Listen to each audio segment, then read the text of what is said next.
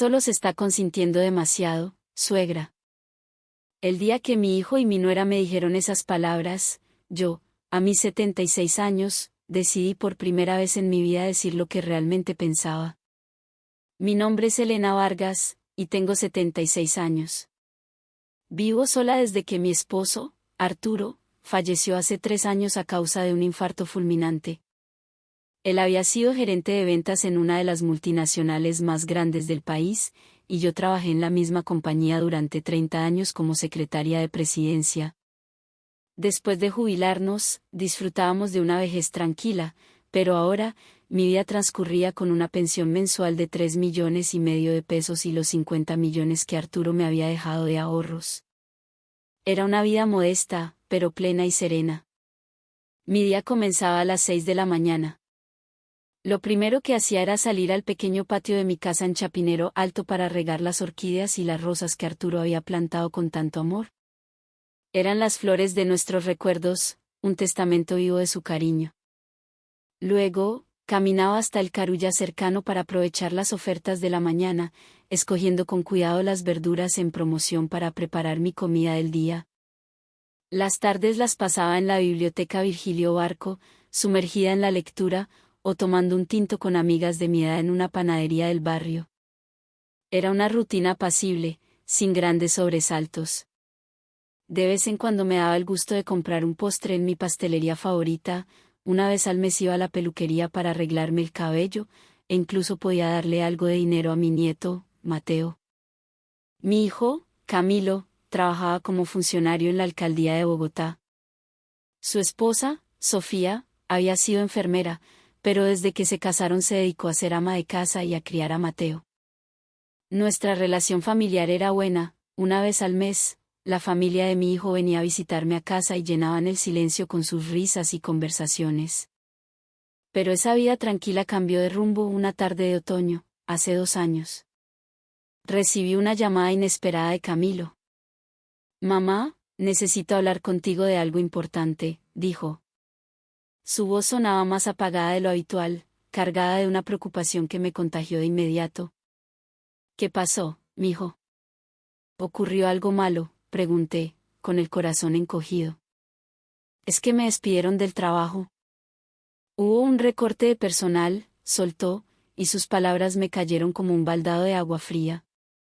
«Camilo, ¿despedido?» Un funcionario público, con un puesto que parecía tan estable. «Ay, Dios mío, qué vaina». «Pero tú eres un hombre muy trabajador y responsable, Camilo. Seguro que encontrarás otro trabajo pronto», le dije, tratando de animarlo, de infundirle la esperanza que a mí me empezaba a faltar. «Eso espero, mamá, pero la cosa está muy difícil. Por ahora, me va a tocar camellar en lo que salga, trabajos temporales y eso». «Bueno, pero si se apoyan como familia, saldrán adelante». «Ya verás que sí». «Mamá, de hecho por eso te llamaba. Quería pedirte un favor. ¿Crees que podrías ayudarnos con algo de plata? Solo sería por un tiempo». La petición de Camilo me sorprendió. Mi hijo de 52 años pidiéndome ayuda económica. Nunca antes había ocurrido. «¿Y cuánto necesitarían?», pregunté con cautela. «Unos 2,5 millones al mes». «Te juro que es temporal, mamá. En cuanto consiga algo estable, te lo devuelvo todo». 2,5 millones. Esa cifra representaba casi 3/4 partes de mi pensión. Era una suma enorme. Pero si mi hijo y su familia estaban en problemas, ¿cómo no iba a ayudarlos? Era mi deber como madre. «Está bien, mijo. Pero prométeme que solo por un tiempo», acepté, con un nudo en la garganta. «Claro que sí, mamá». «Gracias. Nos salvas la vida, de verdad», exclamó, y pude sentir el alivio en su voz a través del teléfono. Después de colgar, saqué mi libreta de cuentas y empecé a hacer cálculos. De mi pensión de 3,5 millones, si restaba los 2,5 millones para Camilo, me quedaban solo 1 millón de pesos. Los servicios de agua, luz y gas sumaban unos 400,000. Eso significaba que me quedaban 600.000 pesos para la comida, las medicinas y cualquier otro gasto imprevisto. Menos de la mitad de lo que estaba acostumbrada a gastar. Pero era por mi hijo, por mi nieto. Me armé de valor y acepté el sacrificio. Así comenzó mi nueva realidad. Cada mes, transfería puntualmente 2,5 millones de pesos a la cuenta de mi hijo. El primer mes logré arreglármelas, pero poco a poco, la situación se fue volviendo insostenible. Tuve que olvidarme de los postres que tanto me gustaban, y la visita a la peluquería se redujo a una vez cada 2 meses. Mi dieta se basaba casi exclusivamente en verduras, caldo de papa y arepas. La carne y el pescado se convirtieron en un lujo inalcanzable.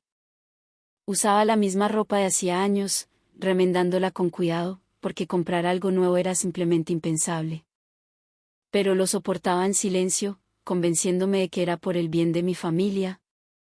Sin embargo, los meses pasaban y el trabajo de Camilo no parecía estabilizarse.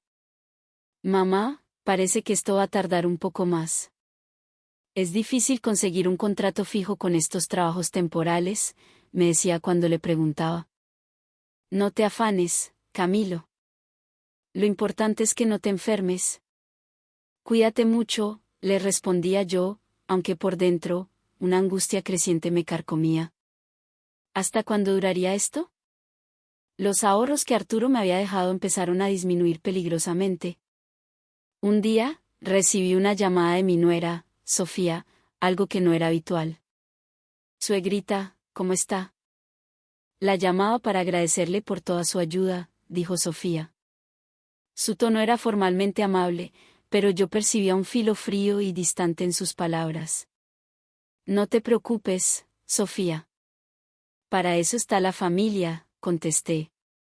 Lo que pasa es que Camilo sigue batallando para encontrar trabajo, y estoy pensando en ponerme a trabajar yo también, pero con Mateo en plenos exámenes para entrar al bachillerato. Mateo, el hijo de Camilo, mi adorado nieto. Acaba de cumplir los 12 años.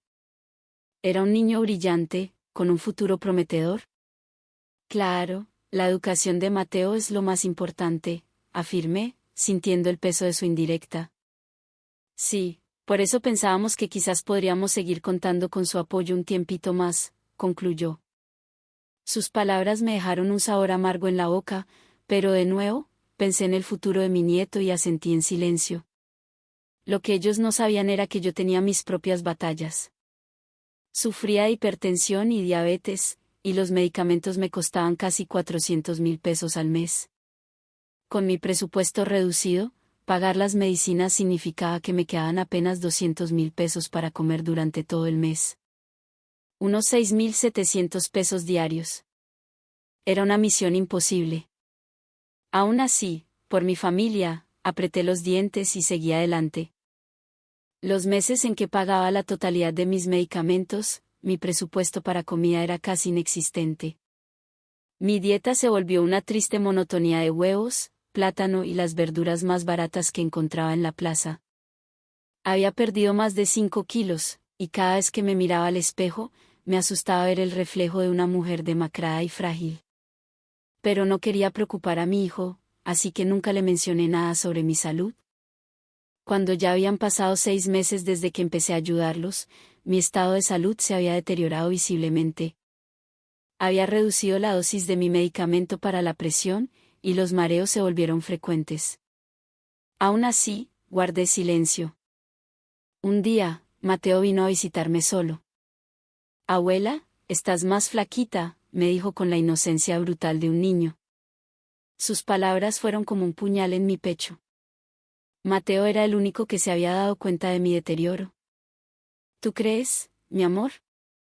Es que ahora estoy más saludable, respondí con una sonrisa forzada. Pero él me miró con sus ojos grandes y llenos de preocupación. Abuela, ¿sí estás comiendo bien? Claro que sí, tesoro. No te preocupes por eso. La verdad era que me saltaba el desayuno para que el dinero me alcanzara, haciendo solo 2 comidas al día. Solo cuando Mateo estaba conmigo, hacía el esfuerzo de actuar como una abuela normal, sonriendo y ocultando mi debilidad. Pero él era un niño inteligente y percibía que algo no andaba bien.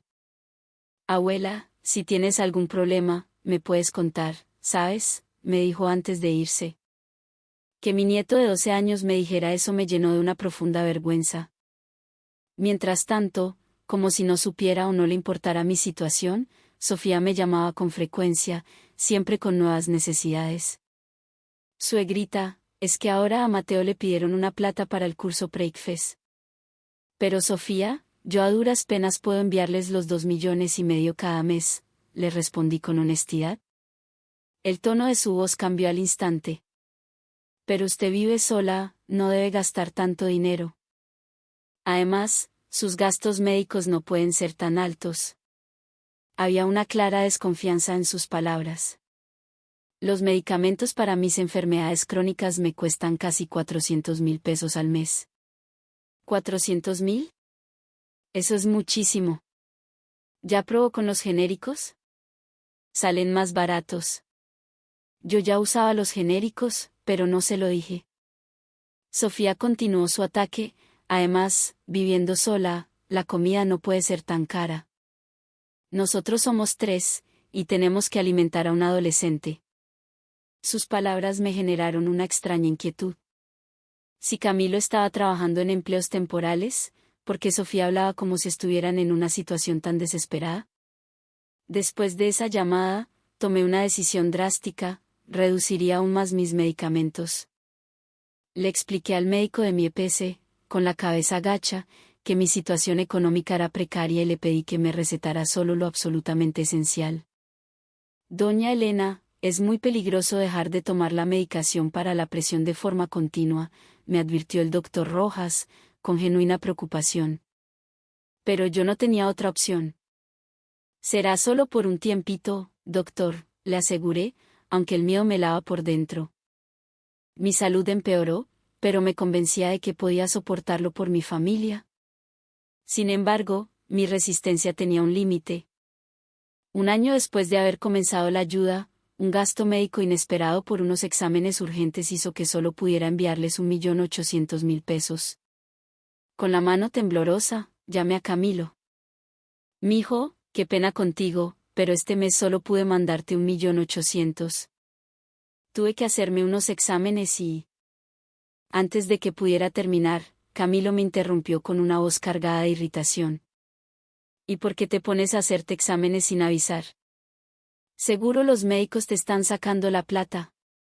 Sus palabras me dejaron sin aliento. ¿Mi propio hijo diciéndome algo así? Pero, Camilo, es que estoy enferma. Ay, mamá, las medicinas son puro cuento. Eso es mental. Usted solo se está consintiendo demasiado, espetó con una crueldad que me desgarró el alma. Todo el mundo sabe que a los viejos les encanta ir al médico. Mira, el próximo mes me mandas los 2,5 millones completos, que de eso depende nuestra vida. Me colgó el teléfono bruscamente. Me quedé sola en la sala, llorando en silencio. Después de todo lo que había hecho por él, ¿por qué me trataba así? Miré el retrato de Arturo en la pared y le pregunté en un susurro: «Ay, Arturo, dime, ¿qué hice mal?». Al día siguiente, llamó Sofía. «Suegrita, disculpe a Camilo por lo de ayer», empezó, con una voz falsamente conciliadora que no tardó en revelar su verdadera intención. «Pero, con todo respeto, ¿de verdad necesita gastar tanto en medicinas? La mamá de una amiga mía nunca tomó nada y vivió hasta los 90 años, sanita. ¿Medicinas? Eso es mental, ¿no cree? Usted solo se está consintiendo demasiado». Las palabras de Sofía, frías y calculadas, me hicieron temblar. Además, nosotros tenemos muchos gastos por delante. La educación de Mateo, todo usted ya vivió lo suyo, suegra. Es hora de que piense un poco en nosotros. Esa frase me rompió el corazón. Sentí que me negaban el derecho a existir, que mi único valor era el dinero que podía proporcionarles. Después de esa llamada, me sumí en una profunda reflexión. ¿Para mi hijo y su esposa, yo era solo un cajero automático? ¿Dónde estaba el hijo que había criado con tanto amor? En medio de esa desesperación, mi salud se desplomó. La drástica reducción de los medicamentos descontroló mi presión arterial, y levantarme de la cama por las mañanas se convirtió en una tortura. Apenas probaba bocado y seguí perdiendo peso. Un día, Sofía me llamó de repente. Suegra, es que Camilo está con una gripa terrible y no puede cuidar a Mateo. ¿Será que puede venir esta tarde a ayudarnos con la casa? A pesar de mi malestar, no pude negarme. Era por mi nieto. Fui a su apartamento. En cuanto llegué, Sofía se fue, diciendo que tenía una cita médica urgente. Después supe que, en realidad, se había ido a almorzar con sus amigas. Me quedé a cargo de cuidar a mi hijo supuestamente enfermo, preparar la cena y ayudar a Mateo con sus tareas. Pero mi cuerpo, debilitado por la mala alimentación y la falta de medicinas, no pudo soportar el esfuerzo. Mientras cocinaba, un mareo violento me invadió y caí desmayada en la cocina. Fue Mateo quien me encontró. Abuela, abuela, despierta, gritaba, desesperado. Su voz me trajo de vuelta. Tranquilo, mi amor. Solo fue un mareo, le dije, intentando sonreír para no asustarlo. Pero él estaba temblando y llorando. Espera, abuela, ya llamo a una ambulancia. No, no, no es para tanto. Pero Mateo ya estaba marcando el 123. Me asombró la calma con la que un niño de 12 años podía actuar en una situación así. En el hospital, después de varios exámenes, el diagnóstico fue claro. Mi presión arterial había alcanzado niveles peligrosamente altos. El médico me ordenó hospitalización inmediata. Doña Elena, ¿ha estado tomando sus medicamentos para la presión correctamente?, me preguntó el doctor Rojas, el mismo que me atendía en la EPS. Pues por razones económicas, he estado reduciendo la dosis, confesé en voz baja. La expresión del doctor Rojas se tornó grave. Eso es muy peligroso. Interrumpir o reducir el tratamiento puede provocar un derrame cerebral o un infarto. No puede jugar con eso.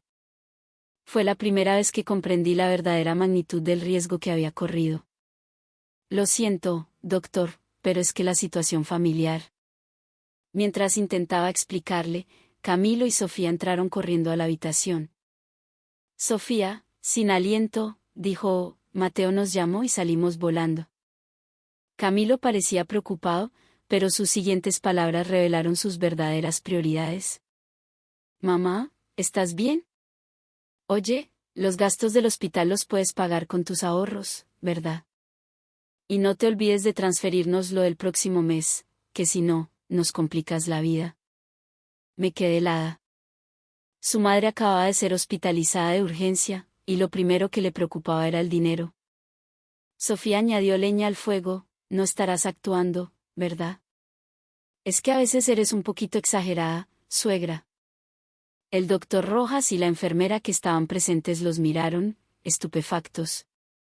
Con una calma profesional, el doctor les preguntó, disculpen, pero, ustedes saben que su madre les está enviando 2,5 millones de pesos de una pensión de 3,5 millones. Camilo y Sofía se quedaron callados, visiblemente incómodos. Eso significa que ya está viviendo con 1 millón de pesos al mes. Después de pagar sus medicamentos, apenas le queda dinero para comer. Esto, claramente, está afectando su salud. Es una situación de abuso económico. Sofía, alarmada, intentó justificarse. Pero es que a Camilo lo despidieron. Somos familia, es normal que nos ayudemos. Una cosa es ayudar y otra es obligar a una persona mayor a vivir en condiciones precarias. Esto puede tener consecuencias legales, sentenció el doctor. Las caras de Camilo y Sofía se pusieron pálidas. Cuando se fueron, el doctor Rojas se acercó a mí con amabilidad. Doña Elena, mi padre es abogado y se especializa en la protección de los derechos de las personas mayores. ¿Por qué no habla con él? La idea me aterró. ¿Denunciar a mi propio hijo? Jamás lo había considerado. Piénselo, doña Elena, insistió el doctor. Si esto continúa, su vida corre peligro. Además, también es por el bien de su hijo. Mientras dependa de usted, nunca aprenderá a valerse por sí mismo. Esa noche, en la soledad de la habitación del hospital, miré por la ventana las luces de Bogotá y reflexioné sobre los últimos 2 años. Quizás mi sacrificio había sido un error. Tal vez el verdadero amor no consiste en permitir la dependencia, sino en fomentar la autonomía. Al día siguiente, llamé a Javier Rojas, el padre del doctor. Doña Elena, su hijo me puso al tanto de su situación. Por favor, cuénteme todo con detalle, me dijo con una voz tranquila y amable. El día de la cita, con las manos temblando, le mostré al abogado mis extractos bancarios y recibos. Aquí consta una transferencia mensual de 2,5 millones de pesos durante 2 años. Un total de 60 millones de pesos, dijo el abogado, revisando los documentos con meticulosidad. Con lo que le quedaba, después de pagar sus medicinas, apenas tenía 200,000 pesos para comer al mes. Esto es, sin duda, abuso económico. Pero, ¿demandar a mi hijo? Dudé. Doña Elena, esto también es por él. Si no lo hace, su hijo y su esposa nunca serán independientes. Sus palabras me convencieron. Le di mi autorización para proceder. Días después, el abogado Rojas me citó en su oficina. Lo que me reveló me dejó sin palabras. Doña Elena, su hijo no fue despedido. Renunció voluntariamente. La razón, al parecer, son deudas. Me mostró unos documentos. Tiene una deuda de 80 millones de pesos con 3 entidades financieras. Y de esos, 45 millones están a nombre de usted. Falsificó su firma. Sentí que el mundo se derrumbaba a mis pies. Mi hijo había usado mi nombre para endeudarse. Pero lo peor estaba por venir. La causa de la deuda era una adicción al juego. ¿Camilo jugando? No podía creerlo. Sí. ¿Casinos y apuestas deportivas por Internet? Perdió, en promedio, 3 millones de pesos al mes durante los últimos 2 años. Lo que significa que el dinero que usted le enviaba, muy probablemente, se iba directamente al juego. Al escuchar eso, algo dentro de mí se rompió. El dinero por el que yo había sacrificado mi salud y mi bienestar, el dinero por el que casi muero, había sido malgastado en un vicio. Doña Elena, es necesario que hablemos seriamente con ellos, propuso el abogado. En ese momento, tomé una decisión. Se acabó. No iba a permitir que me utilizaran más. Iba a recuperar mi vida. ¿Qué clase de amor es el que te consume hasta casi matarte? Justo entonces, el abogado Rojas me hizo una propuesta inesperada. Conozco a un empresario, el señor Morales, que busca un consultor senior para su empresa de asesoría laboral. He visto su hoja de vida. 30 años como secretaria de presidencia en una multinacional es una experiencia invaluable. Durante años, había sido la mano derecha de varios presidentes de la compañía. Mi trabajo iba desde organizar juntas directivas hasta preparar informes confidenciales. Me había ganado la confianza de todos. El señor Morales busca a alguien con su perfil. ¿Le gustaría conocerlo? La propuesta del abogado hizo que mi corazón diera un vuelco. A mis 76 años, ¿recibir una oferta de trabajo? Llegó el día de la confrontación en la oficina del abogado. Camilo y Sofía estaban sentados frente a mí, al otro lado de una imponente mesa de caoba. Mamá, un abogado es una exageración. Esto es un problema de familia, dijo Camilo, con los brazos cruzados y una expresión de fastidio. ¿Nos va a demandar, suegra? ¿Qué bajo ha caído?, añadió Sofía, a la defensiva. El abogado Rojas tomó la palabra. Señor Camilo, usted le dijo a su madre que fue despedido, pero aquí tengo una copia de su carta de renuncia voluntaria. La cara de Camilo se descompuso. Además, hemos descubierto una deuda de 80 millones de pesos, de los cuales 45 fueron obtenidos usando el nombre y la firma de su madre sin su consentimiento. Yo no sabía nada de eso. Camilo, ¿es eso cierto?, exclamó Sofía, fingiendo sorpresa. ¿Y usted, señora Sofía?, continuó el abogado, dirigiéndose a ella. ¿Puede explicar estas publicaciones en sus redes sociales? Mostró unas capturas de pantalla del Instagram de Sofía: almuerzos en restaurantes de lujo en la zona T, sesiones de spa, bolsos de marca, joyas.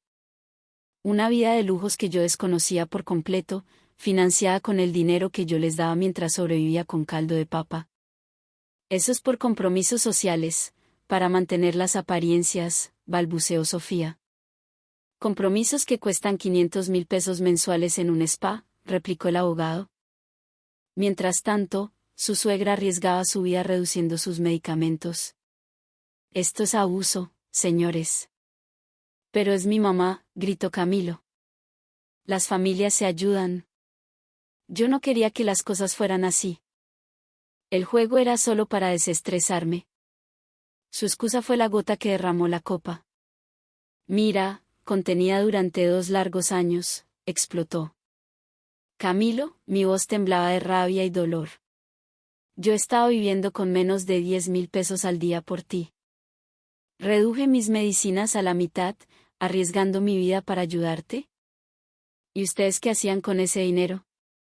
Dime. Las lágrimas y el resentimiento acumulado brotaron sin control. Tengo 76 años y nunca en mi vida me había sentido tan traicionada. En ese momento, la puerta de la oficina se abrió y entró un hombre elegante. Doctor Rojas, disculpe la interrupción. Soy el señor Morales. El abogado nos presentó. El señor Morales me saludó con una respetuosa inclinación de cabeza. Doña Elena, es un placer. El doctor Rojas me ha hablado mucho de usted y de su impresionante trayectoria. Es una infamia que una persona con su experiencia sea tratada de esta manera por su propia familia. Me miró fijamente. Doña Elena, usted es exactamente el tipo de profesional que mi empresa necesita. ¿Le gustaría trabajar con nosotros como consultora en empleo para personas mayores? Luego, se dirigió a mí. Su edad no es un impedimento, al contrario, su conocimiento es lo que buscamos. Le ofrezco un contrato de asesoría por 5 millones de pesos mensuales, trabajando 3 días a la semana, de 10 de la mañana a 3 de la tarde. También podemos ofrecerle un apartamento de la empresa, uno muy bonito en Usaquén. Camilo y Sofía se quedaron boquiabiertos. Jamás imaginaron que yo pudiera ganar esa cantidad de dinero. ¿Qué dice, doña Elena?, preguntó el señor Morales.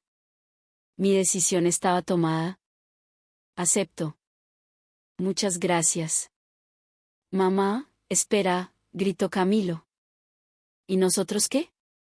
Lo miré a los ojos. Camilo, tienes 52 años.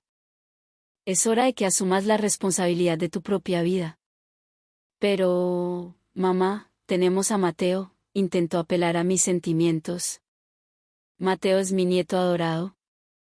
Pero me equivoqué al pensar que el amor se demuestra con dinero. Nos va a abandonar. A su propia familia, lloriqueó Sofía. No los abandono. Los estoy obligando a ser independientes. Mientras sigan dependiendo de mí, nunca serán verdaderamente felices, sentencié. Finalmente, el abogado Rojas les hizo firmar un acuerdo de pago por los 60 millones de pesos que me debían y una orden de restricción que les prohibía volver a pedirme dinero. Así comenzó mi nueva vida. La larga batalla con mi hijo y mi nuera había terminado. Han pasado 8 meses. Ahora vivo en un hermoso apartamento en Usaquén, con una cocina moderna y un balcón con vista a los cerros. Entre mi nuevo sueldo y mi pensión, mis ingresos superan los 8 millones de pesos mensuales. Ya no tengo que preocuparme por el costo de mis medicamentos, de hecho, ahora puedo pagarlos de mejor calidad. Trabajar 3 días a la semana me llena de energía y propósito. Los empleados jóvenes de la empresa valoran mi experiencia. Doña Elena, gracias a usted estamos entendiendo los verdaderos desafíos del empleo para mayores, me dicen, y yo siento que, a mis 76 años, todavía puedo ser útil para la sociedad. Mientras tanto, la vida de mi hijo y su esposa ha sido dura. Camilo está en tratamiento para su adicción al juego y tiene 2 trabajos, uno como mensajero y otro en un supermercado por las noches, para pagar sus deudas. Sofía trabaja como cajera en un supermercado. Se acabaron los lujos y los almuerzos caros. A veces, Camilo me llama para insinuar que necesita dinero, pero me mantengo firme. Lo más importante es que aprendas a valerte por ti mismo, Camilo. Lo que más alegría me da es mi relación con Mateo. Viene a visitarme todos los fines de semana. Abuela, saqué la mejor nota en matemáticas, me cuenta con orgullo, y yo siento una felicidad inmensa. Él sabe de los problemas de su padre y ha aprendido el valor del dinero. Abuela, yo voy a estudiar mucho para ser un adulto responsable y nunca ser una carga para nadie, como mi papá. Un día, Sofía me llamó. Su voz era diferente, humilde y llena de remordimiento. Suegra, quería pedirle perdón por todo lo que le dije. Ahora que trabajo, entiendo lo duro que es ganarse la vida. Me doy cuenta de lo mucho que usted sacrificó por nosotros. Ya pasó, Sofía, le respondí con calma. Ahora, enfóquense en construir su propia felicidad y en darle un buen ejemplo a Mateo. Al colgar, miré el atardecer sobre Bogotá. A mis 76 años, había recuperado mi dignidad y mi independencia. Había aprendido que cuidarme a mí misma era tan importante como cuidar a los demás. Hace 3 años de todo aquello. Ahora tengo 80 años y sigo trabajando como consultora. El proyecto que lidero ha crecido a nivel nacional y hemos ayudado a cientos de personas mayores a encontrar trabajo. Hace poco, recibí un reconocimiento del Ministerio de Trabajo. Camilo sigue en su tratamiento y ahora trabaja como consejero en un centro para adictos al juego. Sofía está estudiando para ser auxiliar de geriatría. Mateo está en el bachillerato y quiere estudiar trabajo social. Quiero ser como tú, abuela. Ayudar a la gente que lo necesita. Hace poco, una editorial me propuso escribir un libro sobre mi experiencia. El título que sugirieron fue, Una nueva vida a los 80. Mi mensaje para todos aquellos que puedan estar pasando por una situación similar es este: nunca es tarde para cambiar. La edad no es una barrera. Valórense a sí mismos y no permitan que nadie, ni siquiera su propia familia, les quite su dignidad. La vida siempre puede empezar de nuevo.